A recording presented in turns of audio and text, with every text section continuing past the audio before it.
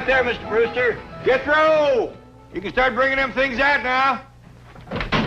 Oh, boy, I can't wait to get back to California. I ain't been warm clean through since we got here. Jethro, take it easy.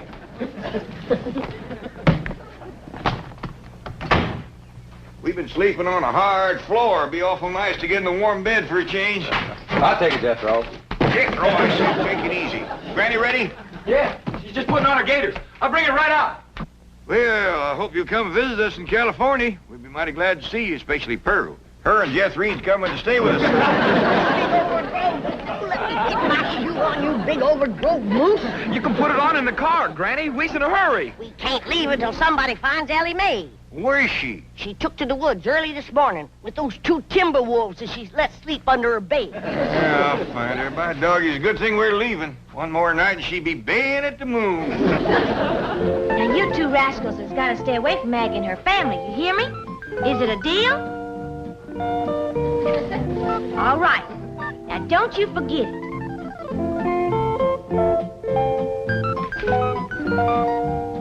You seen them, Maggie. Give their word. What's more, Frida's gonna keep an eagle eye on them. And if they goes to pestering you, she's gonna snatch them ball. Ain't you, Frida? I wish you could come to Beverly Hills and live with us. But I reckon it'd be too long a trip for you and your young'un. But I'll come back and see you in the spring. Ellie Mae, Over here, Pa. you got them wolves with you? Or they won't pester you none. And that no-biting promise goes for my Pa, too. Hello there, Maggie. Ellie, honey. Mr. Brewster's waiting, and we got to pick up Pearl and Jethrine and drive clean to the airport. St. Pearl and Mr. Brewster are getting married? Well, no, not yet. Maybe never.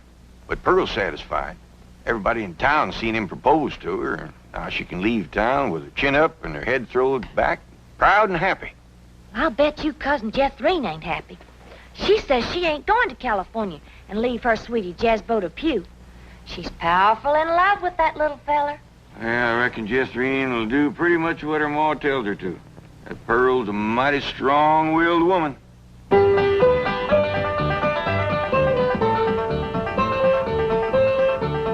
Jethrine's pretty near time for them to pick us up.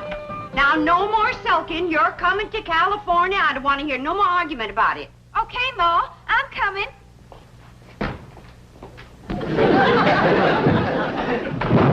What in the world have you got there? It's a trunk, Ma. Well, I can see that, but what you got in it? Well, I got some clothes, and some shoes, and some food, and some water. I forgot the water. Water, why?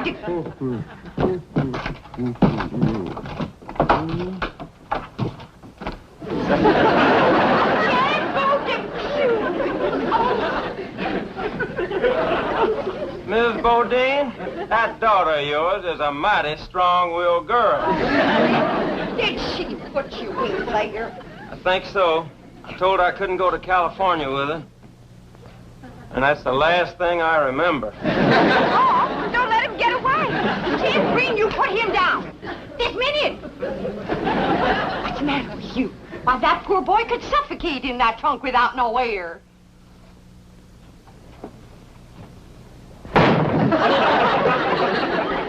Jack Green, am I going to have to take a switch to you? Jethrine, honey, like I told you, I can't just pick up and go. I got a big business going here. Well, couldn't you be a traveling salesman in California? Darling, it's taken me years to build up this territory. And this is my big selling season. Well, I can knock down $100 in the next 2 or 3 months. And a fella don't walk away from a gold mine like that. Talking sense, Jethrine. But Uncle Jed's a millionaire, and Cousin Ellis says they got plenty of room in that mansion. He could stay there with us. Jethrine, I got my pride. Well, I'd rather die than take charity from my sweetheart's kinfolks. Now, what sure you getting right to one another? Of course. And I'll be here when you get back. Oh, there they are. Now, Jethrine, you get ready to leave.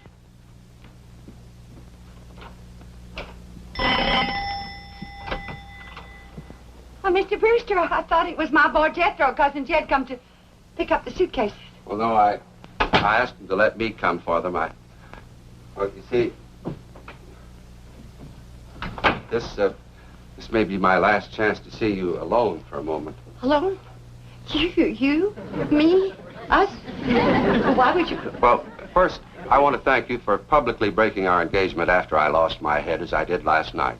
Oh, shucks. I didn't mean it when I said yes. It was just nerves and excitement at the moment. Well, you were very sweet about it. Yeah, well, but now that my head is clear and I'm thinking straight, well, I realized I couldn't get married right now. Well, some man would lose a wonderful wife. My goodness, I got family obligations, you know.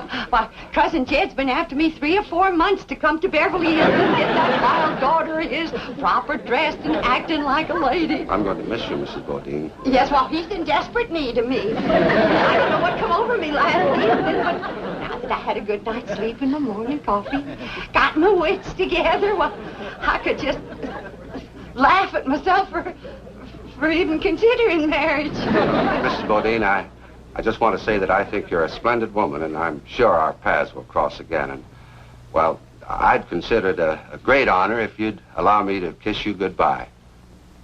Kiss me?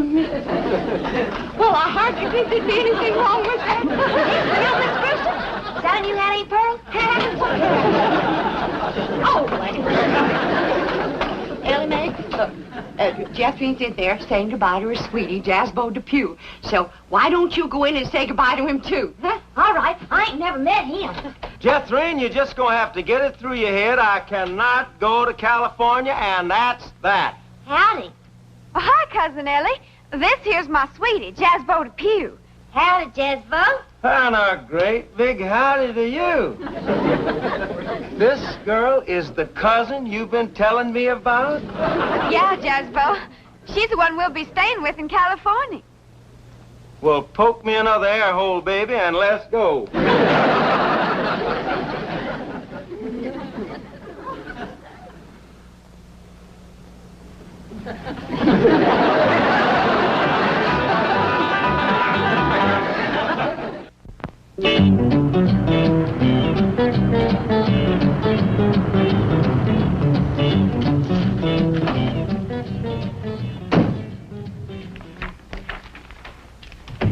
Oh, good morning, Chief. Morning. Well, I just had a call from Brewster in Tulsa. The Clampetts are on their way home. Jethro? Oh, I mean the Clampetts. Yes, and they're bringing a cousin and her daughter along. That'll be 6 of them. I think I'd better order an extra limousine. Chief, if I may suggest, the personal touch is very important to these people, and they are the bank's largest depositors. I would be happy to volunteer my car and myself. I can take at least half the load. Jethro. And the luggage. See, Chief, I have bucket seats, and Jethro is quite a bucketful.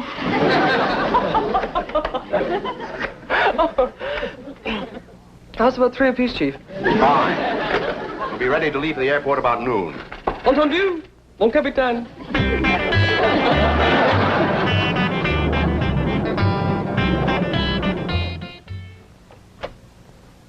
Time to leave for the airport, Miss Hathaway. Right.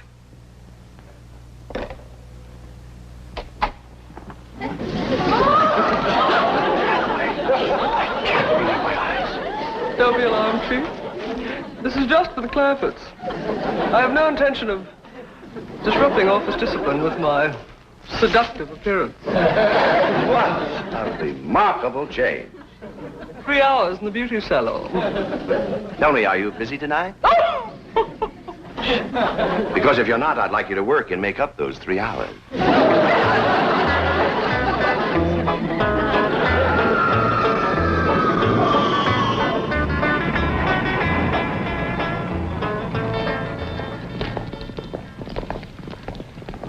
They could have missed the plane.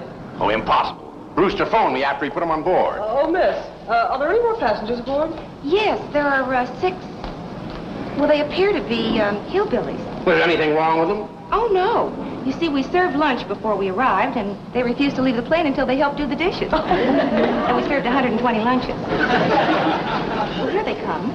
Flight 201 for Chicago and New York is now loading at the East Concourse. Oh. Thank you for sharing your food with us. Thank you for doing the dishes. You sure you don't want us to wash the windows? It won't take long if we all pitch in. Thank you. Drysdale, howdy. Welcome home, Mr. Clampetts. This here is my cousin, Pearl Bodie. Oh, howdy, Mr. Drysdale. Oh, excuse my wet hand. Oh, it's quite all right. Well, how did you enjoy your plane ride? I don't believe it. I plain don't believe it. It's a miracle. Oh, well, it ain't nothing. You ain't seen nothing, Pearl. Wait till we ride on that escalator. Yes. Well, my car's out in front, Mr. Clampett. Come on. Mon amour.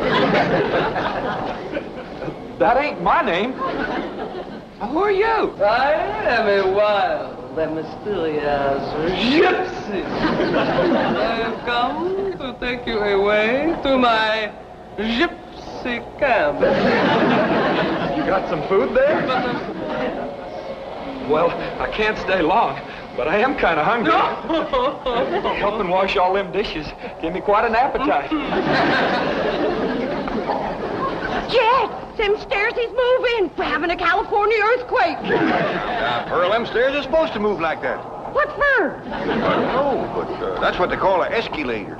Only thing is, last time we was here, they was moving the other way. Well, come on. Well, we ain't gonna get on them crazy stairs. Oh, come on, Pearl. Once you're on there, you like it. Welcome home, Allie Mae. Howdy, Mr. Drysdale. Welcome home, Granny. Thank you. Well, where's Irene? Last I saw of her, she was still eating.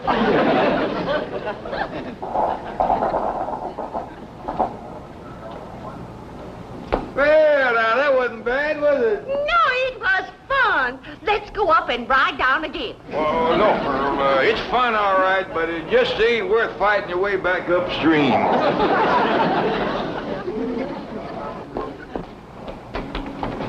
Jason, this place is haunted. A ghost just went through that door. That ain't no ghost, Pearl. That's what they call, electric eye. They got them all over out here. Well, you go first. I ain't taking no chances on crowding a spook. Come on, Granny. Let's go get on that dog, Granny.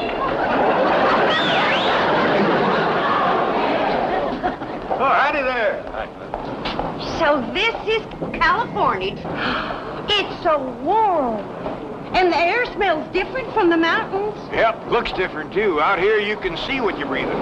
Yeah, got a lot of body to it. I tell you, Pearl, there's some days when you can cut it with a knife. But don't try it, because it gets the knife awful smudgy. We can wait here in Mr. Drysdale's car till the rest of them come.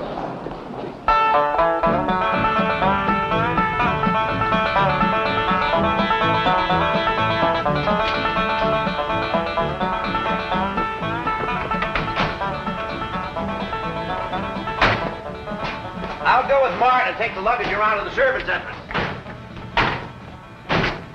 I can't believe it. I've seen pictures, but I just can't believe it. It ain't real. It's real, Ma. Jeffrey, don't you knock no holes in your Uncle Jed's mansion. Ah, she can't hurt it, Pearl. Wait till you see inside, Pearl. It's the biggest bunch of indoors you ever did see.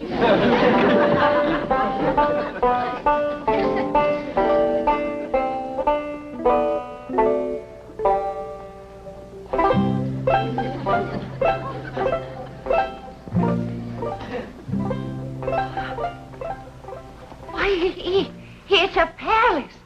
There just ain't no other word for it. It's a daggone palace. How do you get it started, Uncle Jed? Get what started? These here stairs. Ain't they like the ones at the airport? Oh, you got to climb those yourself. Come on, Jeffrey. I'll show you upstairs. Granny, how do you ever wash that thing? Ain't washed it yet, Pearl. Oh, well, don't you worry. I'll do it.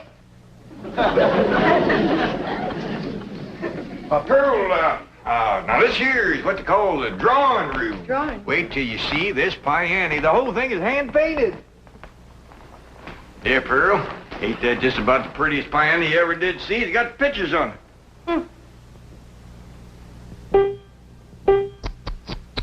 Look at the dust. Granny, did you run up them curtains? No, they was here when we came. Well, as soon as we get settled, I'll run up some new ones. Them windows ain't been washed in weeks. Well, Pearl, you know, it's a mighty big house. It'd take a miracle woman to get it all done. Looks like I come just in time, huh? Where's the kitchen, Jack? I'll show you. 32 rooms in this house, and something tells me it ain't gonna be big enough.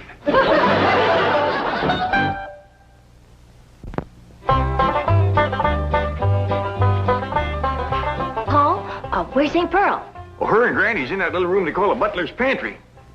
This is a nice enough kitchen, Granny, but it sure ain't as big as you led me to believe. Pearl, this ain't the one's the stove. The stove is... This here's the barest cupboard I ever did see, but I reckon if you ain't got a stove, you don't need food. This room... Well, Pearl, what do you think? Well, I think I should have brought my coal oil stove. For your information, Miss Pearl, we got gas. Well, I don't wonder. Eating nothing but uncooked food. Your pump is stuck tight. It ain't been used so long. Pearl. No, Granny, we got a lot of work to do to get this kitchen in shape. Granny, did you tell Pearl this is a kitchen? I ain't been able to tell Pearl nothing. She won't quit flapping her trap long enough. Pearl, come on. This here is the kitchen. That there is what they call a pantry. My stars and garters. Well, a person could feed an army in here. Well, the way those two young'uns of yours eat, that's just what you'll have to do. Pearl, look at this stove here. All you have to do to get fire is turn one of them little things right here without lighting no matches nor nothing. Now, look at here. This here lights this in here. And this one lights this one. And this one lights this in here. And this one lights this one. Now, what do you think of that, Pearl? I declare, I'm just speechless. That'll be the day. Look at this icebox here. Just take a look. You ever seen anything like that before? Look at that. Well, I don't like to mention it yet, but somebody left the light a-burning in there. I reckon some people just don't care how they waste other people's money. The light comes on when you open the door. You don't say. He pert near didn't with you pounding your gums. Hey, Pearl, Jeffrey wants to know where's the suitcases, especially the big one with the sandwiches in it. But Jethro said he'd bring in the suitcases. Jethro? What happened to my boy? Where's Jethro? Well, the last time I seen him, a dark-haired gypsy woman was taking him away. A gypsy's got him. My baby's been carried off by the gypsy. Don't worry, Pearl. One meal and they'll carry him right back. They might have a little bit mixed up. Besides, Jethro is big enough to take care of himself. Yeah, Mama's in here. Come on in. My baby, where you been? With the gypsy woman? We stopped to get something to eat. I told you one meal and they'd bring him back. You gypsy kidnapper. I'm gonna snatch you both. Out of the way. What you doing being a gypsy? Just a little harmless fun, Mr. Clampett. When Jethro failed to recognize me, I couldn't resist continuing the masquerade. Ma, this here's Miss Hathaway, Mr. Drysdale's secretary. I'm happy to know you, Mrs. Botine. I have brought your son back safe and sound. Well, thank you. Yeah. Here's your hair back. How about staying for supper, Miss Hathaway? Oh, I wouldn't want to be any trouble. Well, I figured with company at the table, there wouldn't be so much trouble. Wait till you taste Granny's sweet potato pie. Ain't nobody can make sweet potato pie like my ma. Now, they is both very fine, extra good cooks, but Pearl not knowing her way around the kitchen, I reckon... Oh, well, don't you worry none about that, Jed. I'll have this kitchen put in order in no time. It ain't out of order. Billy, you get rid of the ants. I'll start the cooking. What ants? Start with your Aunt Pearl. Well, I like that. I'll bet you won't like what I'm going to say next. Girls, I got an idea. Now, Pearl, you know there ain't nothing more soothing and appetizing than a mess of piano playing and sweet singing before supper. But I figure a body can't be doing that and cooking at the same time. No, I don't think they hardly could, Jed. Right. Now, if somebody will get Mr. Drysdale, we'll all sit around while supper's cooking and listen to the kind of music that has made the name of Bodine famous from Oxford to Eureka Spring.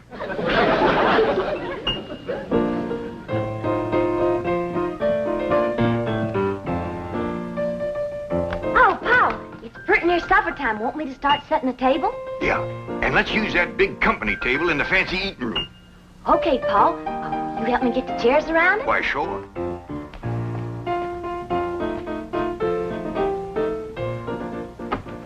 Leave the door open so as we can hear the music. Okay, Pa. I'm kind of glad we got company so we can show off this fine eating table. Yeah, we ain't used it since Thanksgiving. Has Granny figured out a way to get this tablecloth unstuck yet? No, she ain't, Pa.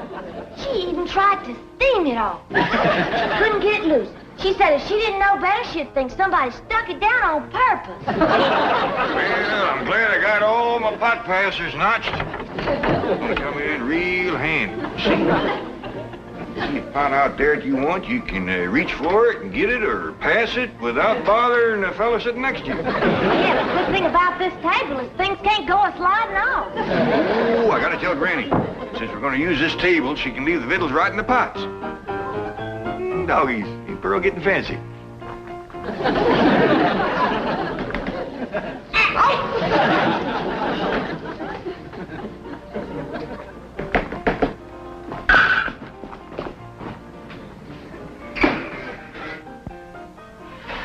You ever see anybody bake a fluffier pie than that one? Some folks don't know that cakes is fluffy and pies is juicy.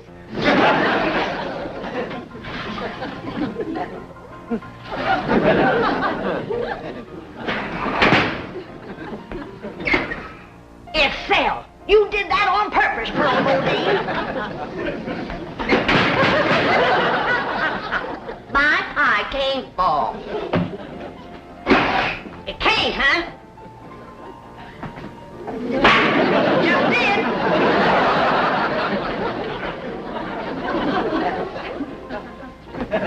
Granny! Pearl, I ain't never heard you play the piano any prettier than you're playing that You ain't playing the piano. You betcha I ain't!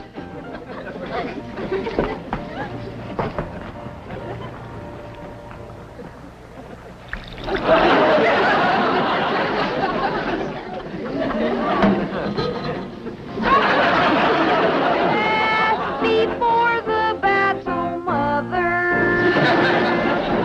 I am thinking most of you. Just before the battle, Mother.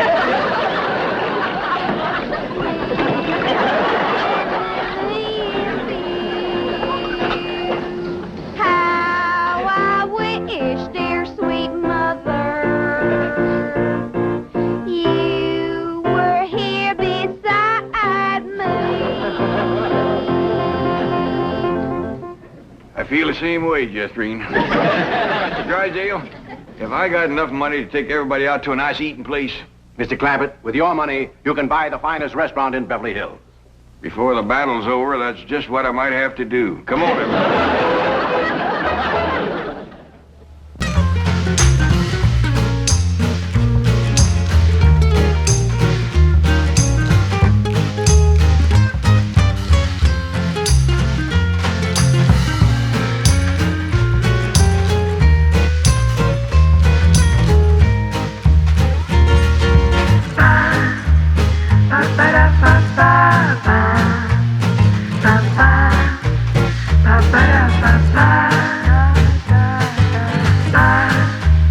Ba ba ba